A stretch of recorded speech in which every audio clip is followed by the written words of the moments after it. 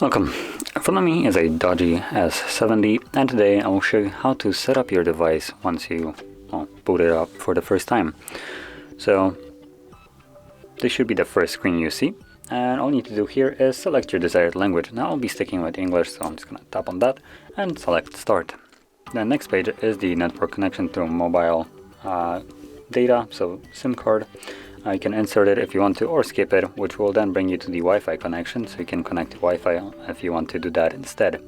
Now you don't actually have to connect to any kind of network, you can skip both of them, but by doing so you will lose the ability to log into the Google account throughout the process, the setup process, which can still be changed later on after this has been completed.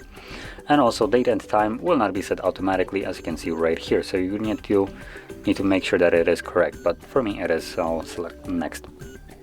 Now this will then bring you to the name of the device. You can fill up anything that you want in here, your name, maybe some nickname, whatever you want. You can insert it in here.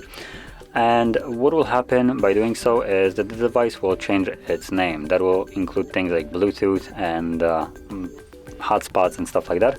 So anytime your device can be seen by other devices, it will show up with the name that you have filled right here. Now if you choose to leave this empty, it will then name itself, and the name will be something along the lines of Doogee S70, basically the brand and model of this phone.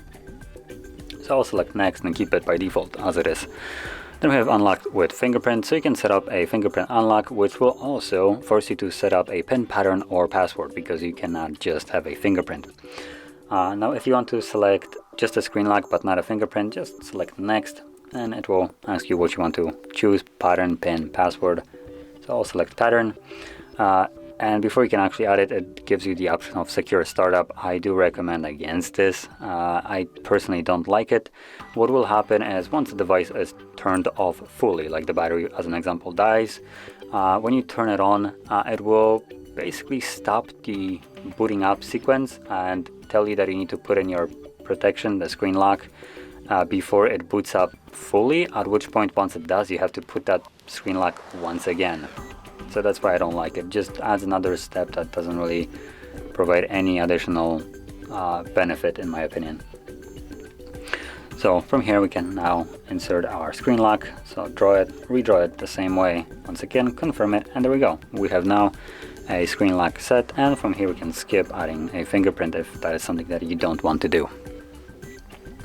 You have Google services, so we have location, scanning, and sending user and diagnostic data. Now you can tap on the arrow right here to expand the explanation of what this function is, and if you don't like it, bam, disable it, that's it. From there, scroll all the way down, select accept, and anything else, control info on lock screen, I'm just gonna select no thanks, and this basically brings me to wireless updates and terms of service. So I have read and consent form, and I have read privacy policy, cool, accept and continue, and this brings me to the home screen, which also finishes up the setup. So if you found this very helpful, don't forget to hit like, subscribe, and thanks for watching.